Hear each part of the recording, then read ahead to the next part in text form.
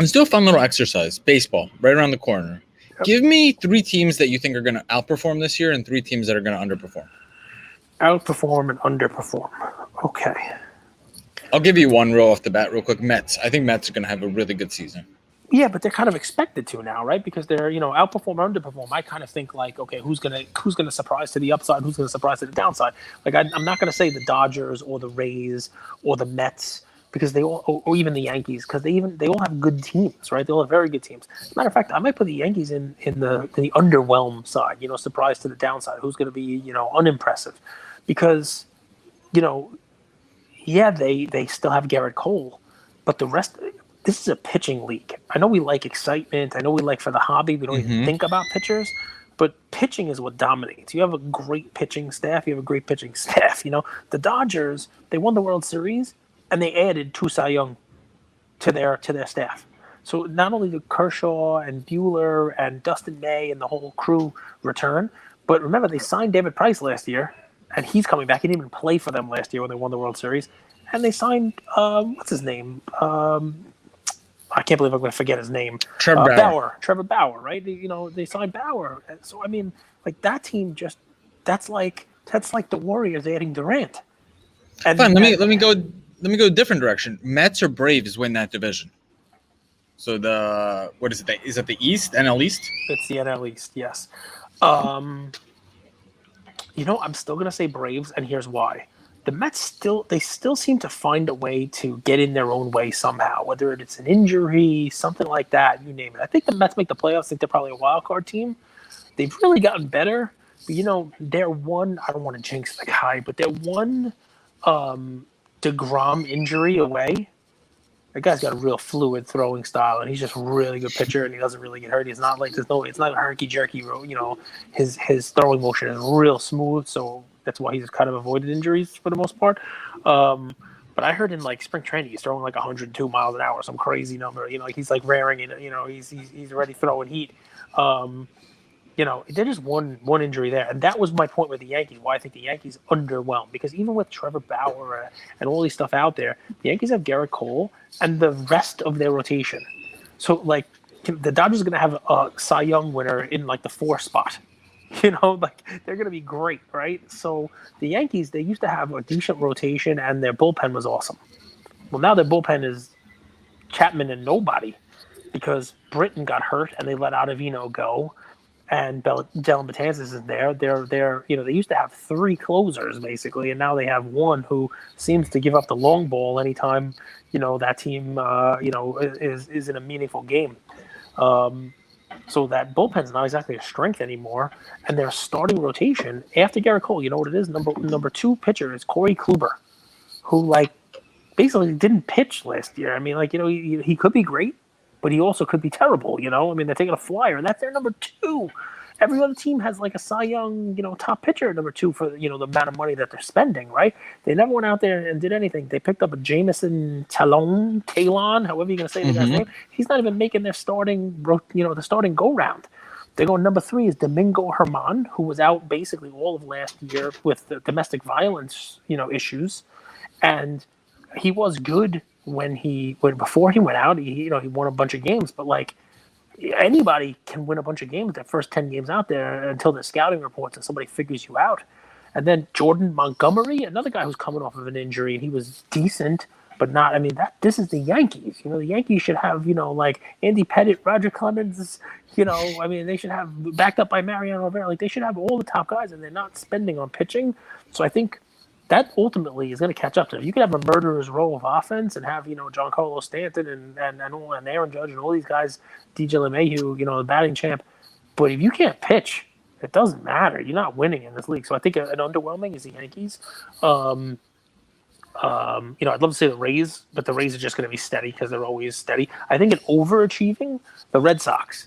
You rarely see the Red Sox have 2 bad years. They haven't really done much to improve their team. There's this kid Dalbec, who, by the way, if you're looking for a prospect or somebody to invest in, Boston's got a really good player.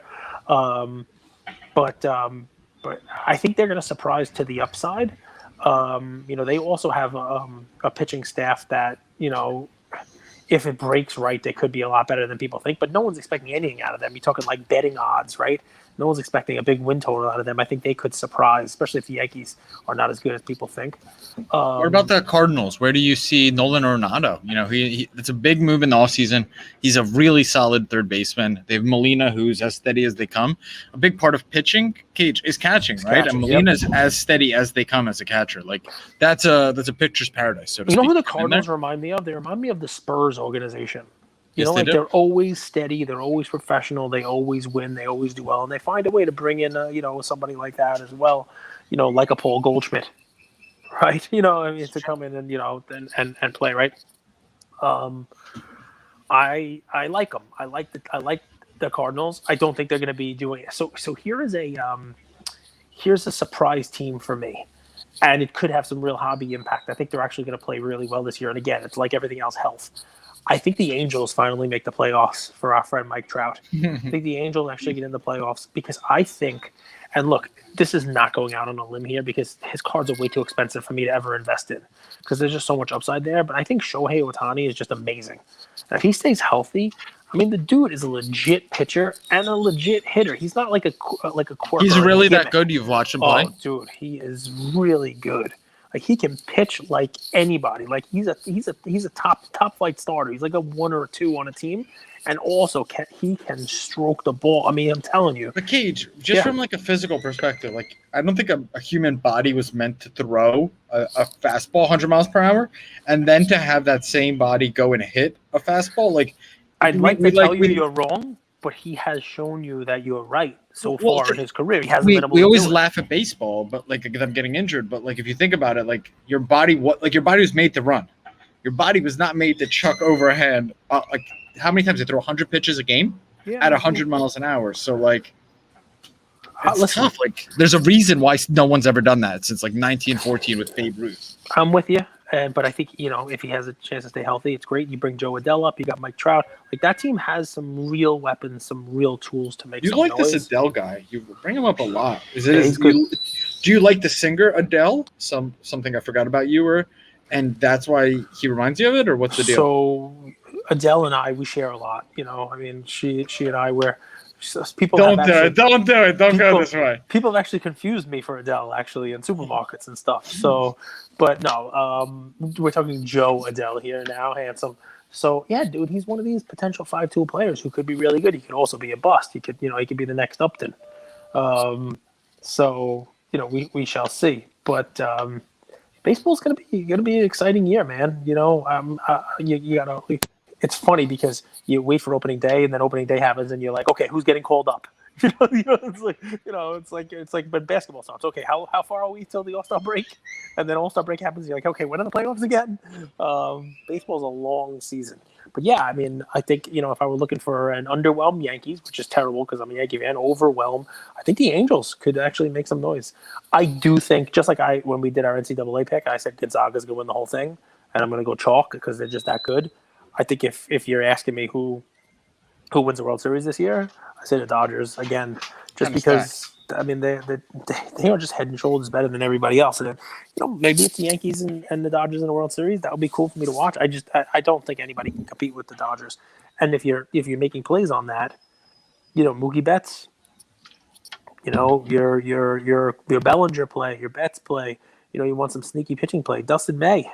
He could potentially turn into the next like Walker Buehler or the next, Clayton Kershaw, one of these guys who, you can buy for $1 or $2 on Starstock. Since we're doing a Starstock episode here, I've put some chrome rookies of his on Starstock myself. I think I accepted last week like a 75-cent offer on one of them. So you can always find those on Starstock. My favorite quote in sports is, it's not my favorite, but it's one of them. It's like coaches coach, players play. Mm-hmm. And just at the end of the day, like, I mean, when you have, a top 20 players on your team, you have like 10 of them, as the Dodgers do in just about every category. It's really hard to get beat.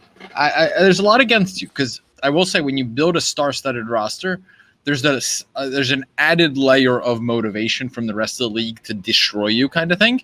Yep. There is that. There's a big target on your back. But at the same time, I mean, when you have a 6 deep, just all-star rotation pitchers, and then like a 10 deep just batting lineup with MVP after MVP after MVP after MVP after MVP, I think it's the writing's kind of on the wall, but I mean, we'll see. Listen, they have Cage, expectations. It reminds me of the Nets, right? I mean, what does it do for the Nets if they well, they've don't won. win? The Nets have never won anything. At least the Dodgers won last year, and they got better. This team has never won.